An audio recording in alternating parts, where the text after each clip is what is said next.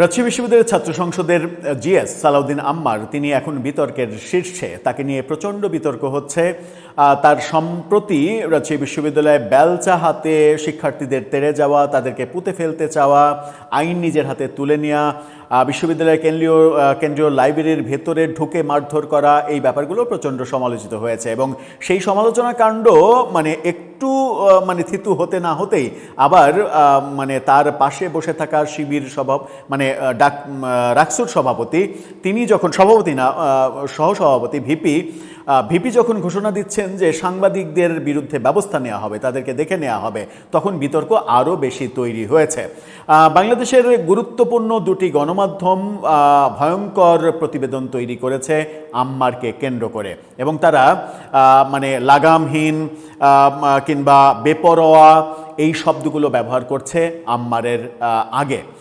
এটা একজন ছাত্রনেতার জন্য খুবই অসম্মানজনক এবং খুবই বাজে একটা ব্যাপার। ছাত্র অবস্থাতেই যদি এত বিতর্কের জন্ম দেন, তাহলে ভবিষ্যতে কি অবস্থা হবে। যদি রাজনীতি করতে চান, রাজনীতি করলে কোন দল করবেন সেটাও তো একটা বড় ব্যাপার, যদিও বোঝাই যায় যে ইসলামপন্থী দলই করবেন।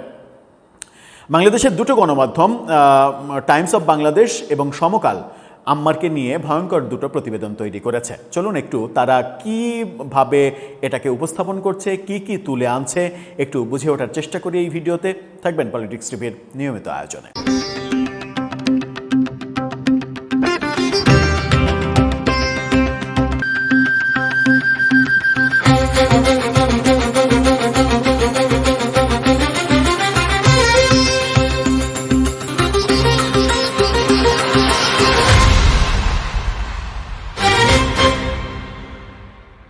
দর্শক, বলছিলাম সালাউদ্দিন আম্মারের কথা। রাকসুর জিএস হওয়ার আগে থেকেই বহু বিতর্ক জন্ম দিয়েছেন তিনি, এবং সবসময় বিতর্কের মাঝেই থাকেন।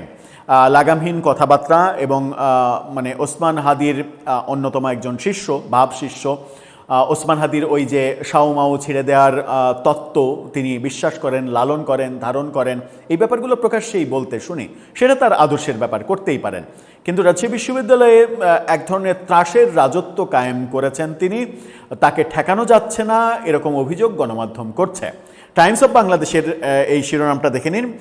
ইংরেজি শিরোনাম, তার বাংলা করলে যেটা দাঁড়ায় সেটা হচ্ছে যে রাবিতে আম্মারের বেপরোয়া রাজত্ব।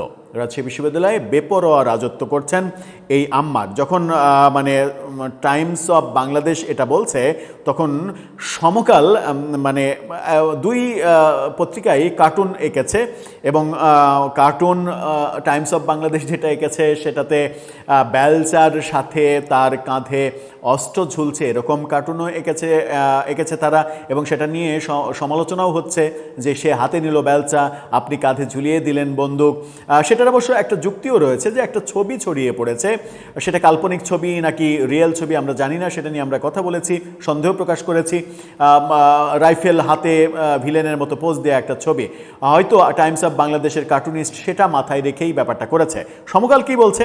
সমকালের শিরোনামটা দেখে নিন, বেলচা হাতে নিয়ে এখানেও কার্টুন, বলা হচ্ছে লাগাম ছাড়া আম্মার।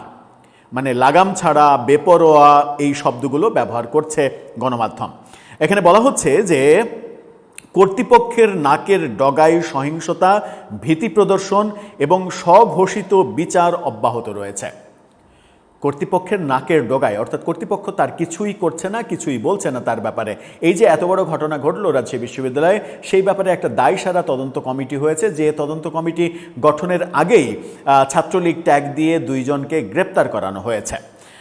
এখানে বলা হচ্ছে নিজেকে জীবন্ত গাজী হিসেবে আখ্যায়িত করে এবং অটোমান বিজেতাদের উগ্র চেতনাকে জাগিয়ে তুলে সালাউদ্দিন আম্মারের বাগাড়ম্বর সর্বদাই ভীতিপ্রদ থাকে।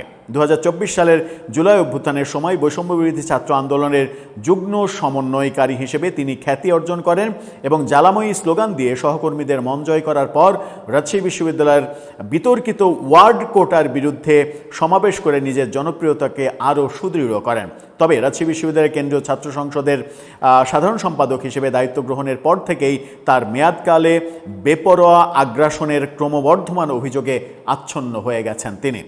আম্মারের বিরুদ্ধে বিশ্ববিদ্যালয়ের শিক্ষক কর্মচারীদের ভয়ভীতি প্রদর্শন, মারামারিতে উস্কানি দেওয়া এবং সহিংসতার প্রচ্ছন্ন হুমকি সম্বলিত বক্তৃতা দেওয়ার অভিযোগ রয়েছে। বিশ্ববিদ্যালয়ের সাবেক pro vice chancellor Farid Uddin Khan স্বীকার করেছেন যে আম্মারের অনিয়ন্ত্রিত আচরণে ক্যাম্পাস লজ্জিত ও শঙ্কিত। ক্যাম্পাস লজ্জিত এবং শঙ্কিত। এখানে বলা হচ্ছে নিষিদ্ধ ছাত্রলীগের অনুগত হিসেবে চিহ্নিত ছাত্রদের উপরে নৃশংস মারধরের ঘটনা তিনি সংগঠিত করেছেন বলে অভিযোগ ওঠার পর সম্প্রতি ক্ষোভ চরমে পৌঁছেছে। ক্যাম্পাসের নেতারা এখন প্রতিরোধ গড়ে তুলছেন। আমরা দেখেছি যে গতকালকে ওই মানে লাইব্রেরির মধ্যে এই কাণ্ডের কারণে আম্মার লাইব্রেরির মধ্যে ঢুকে ধ্বংসযজ্ঞ চালানোর মতো করে মারপিট করা, এটার প্রতিবাদে ক্যাম্পাসে মানববন্ধন হয়েছে, যে মানববন্ধনে ছাত্র দল মানে সমর্থন দিয়েছে এবং অংশগ্রহণও করেছে। বিশ্ববিদ্যালয় শাখা জাতীয়তাবাদী ছাত্র দলের সভাপতি সুলতান আহমেদ রুহি জোর দিয়ে বলেছেন, একজন ছাত্র প্রতিনিধি হিসেবে আম্মারের কর্মকাণ্ড সম্পূর্ণ অগ্রহণযোগ্য। গ্রন্থাগার হামলার জন্য তার এতক্ষণে কারাগারে থাকা উচিত ছিল। আমরা সর্বোচ্চ শাস্তি দাবি করছি।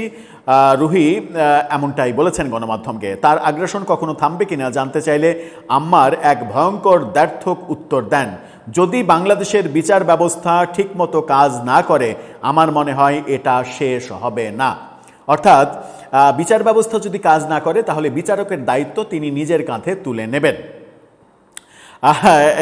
ঠিক আছে, এবার বলা হচ্ছে পরিস্থিতি শান্ত হওয়ার পর দেখা গেল 3 জন ছাত্রকে গুরুতর মার খেয়ে পুলিশের হাতে তুলে দেওয়া হয়েছে, কিন্তু মানে পরে আহতদের বিরুদ্ধেই একটি ফৌজদারি মামলা দায়ের করা হয়েছে।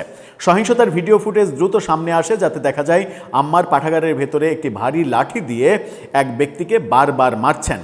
প্রক্টরের কার্যালয় অনুসারে এই বিশৃঙ্খলার সূত্রপাত হয়েছিল প্রেম ঘটিত ব্যাপারে। প্রক্টরিয়াল অফিস থেকে বরখাস্ত হওয়ার পর বিকেল 3টার পর উত্তেজনা শুরু হয়। মানে এই প্রক্টরিয়াল অফিসে যখন 2 দিনের মিটিংয়েও কোনো কিছু হয়নি, তখন উত্তেজনা শুরু হয়। রাকসু ভবনের বাইরে আনাসের দল এবং রাকসু ও ইসলামী ছাত্র শিবিরের কর্মীদের মধ্যে ইট ছোড়াছুড়ির সংঘর্ষ হয়।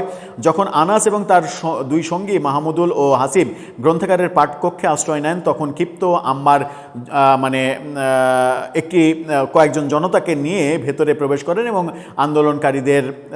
আন্দোলনকারীরা বাঁশের খুঁটি, লোহার রড, বেল্ট, লাঠি দিয়ে ওই তিনজনকে এবং হস্তক্ষেপ করতে আসা যে কোনো দর্শককে নির্মমভাবে মারেন। অর্থাৎ মানে লাইব্রেরিতে যারা ঠেকাতে গিয়েছে তাদেরকেও পেটানো হয়েছে। অশ্লীল গালিগালাজের মধ্যে আম্মার একটি কোদাল তুলে চিৎকার করে বলেন, আমি তোকে মেরে ফেলবো, আমি তোকে পুঁতে ফেলবো, আমি তোকে চিরতরে পুঁতে ফেলবো।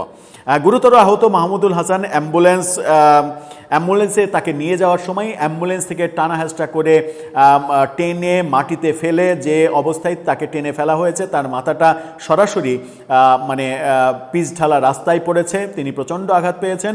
সেই অবস্থায় তাকে পা দিয়ে খোঁচা হয়েছে, সেই দৃশ্যও দেখা গেছে ভিডিওতে। উপাচার্য অধ্যাপক আলিম ঘটনাটিকে অত্যন্ত নিন্দনীয় আখ্যা দিয়েছেন এবং দ্রুত তদন্ত এবং শাস্তির প্রতিশ্রুতি দিয়েছেন। আম্মারকে আপনি শাস্তি দেবেন? মানে এটাও কি হতে পারে? এটাও কি বিশ্বাসযোগ্য? যখন টাইমস এই হামলা সম্পর্কে জিজ্ঞাসা করে, আম্মার পাল্টা প্রশ্ন করেন, একটি নিষিদ্ধ সংগঠনের কাউকে দেখলে কি করা উচিত? তাকে বলা হয় যে তিনি কাউকে আক্রমণ করতে পারবেন না। জবাবে আম্মার বলেন, যদি তারা আমাকে আক্রমণ করত তাহলে আপনারা রিপোর্ট করতেন যে রাকসুর সাধারণ সম্পাদক আক্রান্ত হয়েছেন। মানে এগুলো বেশ মজার। অনিয়ন্ত্রিত আগ্রাসনের একটি ধারা গ্রন্থাগারের সাম্প্রতিক হামলাটি রাকসু নেতাকে ঘিরে দীর্ঘ বিতর্কের তালিকা তৈরি করেছে। গত 14 জুলাই আম্মার উপাচার্য ফরিদুল ইসলামের কাছে আওয়ামীপন্থী শিক্ষকদের একটি তালিকা পেশ করেন এবং ব্যবস্থা গ্রহণে বিলম্ব হলে তাকে আটক করে পুলিশের হাতে তুলে দেওয়ার হুমকি দেন। গত 20 ডিসেম্বর তিনি ফ্যাসিস্টদের সহযোগী অভিযোগে 6 জন ডিনের পদত্যাগ দাবি করেন। প্রশাসন 18 মাস ধরে কোনো পদক্ষেপ নিতে ব্যর্থ হয়েছে, এরকম কথা তিনি বলেছেন। তার শারীরিক তাণ্ডব কয়েক মাস ধরে চলে আসছে। 2025 সালের 21 সেপ্টেম্বর জুবেরি বিল্ডিংয়ে ওয়ার্ড কোটা সংক্রান্ত এক বিবাদ চলাকালে আম্মার প্রো ভাইস চ্যান্সেলর মঈন উদ্দিনকে মারধর করেন এবং একজন সহকারী রেজিস্ট্রারের দাঁড়ি ধরে টান দেন বলে অভিযোগ রয়েছে। এ বিষয়ে তদন্ত এখনও বিচারাধীন রয়েছে, এখনও তদন্ত চলছে। মানে 6 মাসের বেশি সময় হলো, এখনও তদন্ত চলছে। 17 জুন একটি ফিফা ম্যাচ প্রদর্শনের সময় নবাব আব্দুল লতিফ হল ছাত্র ইউনিয়নের সাধারণ সম্পাদক নুরুল ইসলাম শহীদের কলার ধরার অভিযোগ তার বিরুদ্ধে ওঠে, যে দাবিকে আম্মার ভিত্তিহীন বলছেন। রাজনৈতিক ব্যক্তিত্বরা প্রায়শই তার রোষানলে পড়েছেন। 18 জানুয়ারি জিয়া পরিষদ সভাপতি নিসার উদ্দিনের লাগানো তারেক রহমানকে স্বাগত জানিয়ে প্যারিস রোডের একটি ব্যানার তিনি ছিঁড়ে ফেলেন। ফেব্রুয়ারির শেষ ভাগ ও মার্চ মাসে প্রতিমন্ত্রী নুরুল হক নূর সম্পর্কে আম্মারের আপত্তিকর মন্তব্যের প্রতিবাদকে কেন্দ্র করে ছাত্র অধিকার পরিষদের সভাপতি মেহেদি মারুফ সহ নেতাদের তিনি মৌখিকভাবে গালিগালাজ করেন। 21 মে অনলাইনে একজন পাকিস্তানি মহিলাকে নিয়ে করা ডাকসু নেতার একটি পোস্টের নিচে আপত্তিকর মন্তব্য করার জন্য আম্মার তীব্র সমালোচনার মুখে পড়েন। ছাত্রদলের সহসভাপতি শেখ নুরউদ্দিন আবির ব্যাপক সাইবার বুলিংয়ের নিন্দা জানিয়ে বলেন, এমনকি তাদের নিজেদের নারী নেতারাও নিরাপদ নন। আম্মার কোনো প্রকার জবাব না দিয়ে মন্তব্যটি মুছে ফেলেন। এছাড়া 2025 সালের 26 অক্টোবর ছাত্র শিবিরের সম্পাদক নওশাদুজ্জামান প্রকাশ্যে আম্মারের বিরুদ্ধে জুলাই আন্দোলনের সময় রাজশাহী সিটি কর্পোরেশন থেকে একটি ল্যাপটপ চুরির অভিযোগ তোলেন, যে অভিযোগ আম্মার অস্বীকার করেছেন। 76 লাখ টাকা অনুদান বিতর্ক আম্মারের আর্থিক লেনদেন ও তীব্র তদন্তের আওতায় এসেছে। 2025 সালের গণঅভ্যুত্থানের বার্ষিকী উপলক্ষে 34 জুলাই মুক্তি উৎসব কনসার্টের অর্থায়নের জন্য 70টি সংস্থাকে 76 লাখ টাকা দাবি করে চিঠি পাঠানোর পর তিনি চাঁদাবাজির অভিযোগের সম্মুখীন হন। অভিযোগগুলো অস্বীকার করে আম্মার অনুষ্ঠানটি সম্পূর্ণ আর্থিক হিসাব প্রকাশের প্রতিশ্রুতি দিয়েছিলেন, কিন্তু সেই হিসাবগুলো এখনও প্রকাশ করেননি। মাসুদ হত্যা নিয়ে প্রশ্ন উঠেছে। আবদুল্লাহ আল মাসুদ অর্থাৎ ছাত্রলীগের নেতা তার শিশু সন্তানের জন্য ওষুধ কিনতে গিয়েছিলেন বিশ্ববিদ্যালয়ের সংশ্লিষ্ট বিনোদপুর বাজারে, তাকে ধরে পিটিয়ে মেরে ফেলা হয়েছে, সেই অভিযোগও তার বিরুদ্ধে রয়েছে।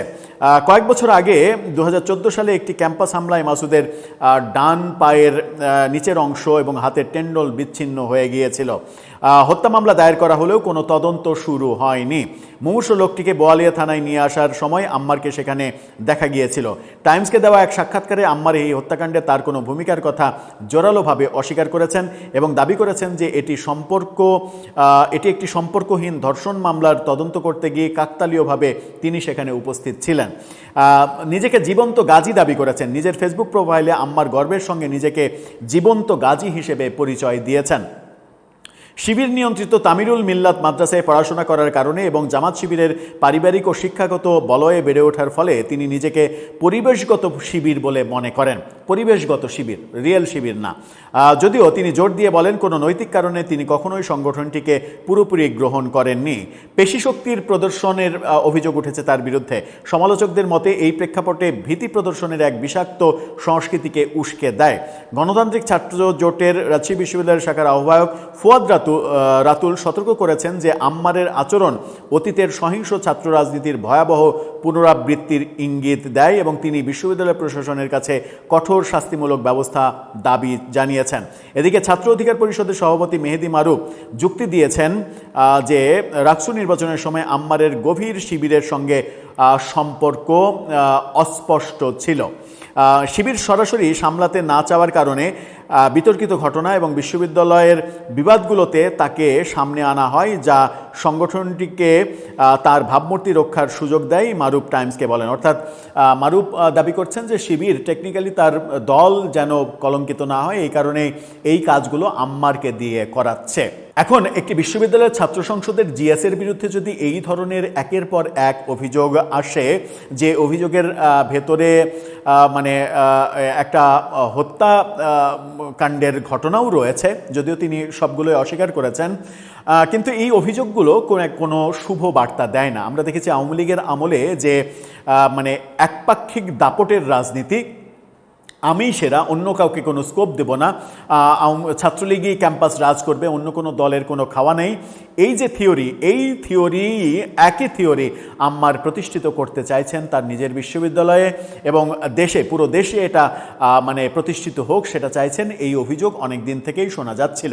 এখন টাইমস অফ বাংলাদেশ এবং সমকাল যে প্রতিবেদন তৈরি করেছে এবং যে কার্টুন ছাপিয়েছে, এর কারণে আমরা দেখেছি গতকালকেই রাকসুর মানে ভিপি তিনি প্রকাশ্যে সাংবাদিকদের হুমকি দিয়েছেন। এরপরে এই রিপোর্টের পরে আবার নতুন করে টাইমস অফ বাংলাদেশ এবং সমকালকে ফ্যাসিস্টের দোসর এবং তাদেরকে হুমকি দেয়া, তাদের প্রতিনিধিরা রাজশাহী বিশ্ববিদ্যালয়ে থাকলে তাদেরকে বিপদের মধ্যে ফেলা, এই ঘটনাগুলো ঘটে কিনা সেটাই এখন দেখার বিষয়। সরকার এই ব্যাপারে কি ভাবছে সেটা একটা গুরুত্বপূর্ণ ব্যাপার। সরকার কি এই নিয়ন্ত্রণহীন পেশিশক্তির ব্যবহার হতে দেবে? তারা কি চুপ করে দেখবে দর্শকের মতো? ইউনূস সরকারের আমল হলে না সেটা ভিন্ন ছিল, যে ইউনূস সরকার এগুলোকে পেট্রোনাইজ করেছেন, কিন্তু এখন বিএনপি সরকার, তারাও কি একই পথে হাঁটবে? প্রশ্নটা কোটি টাকার। দর্শক, আপনার কাছে উত্তর জানা থাকলে জানিয়ে লিখতে পারেন আমাদের কমেন্ট বক্সে।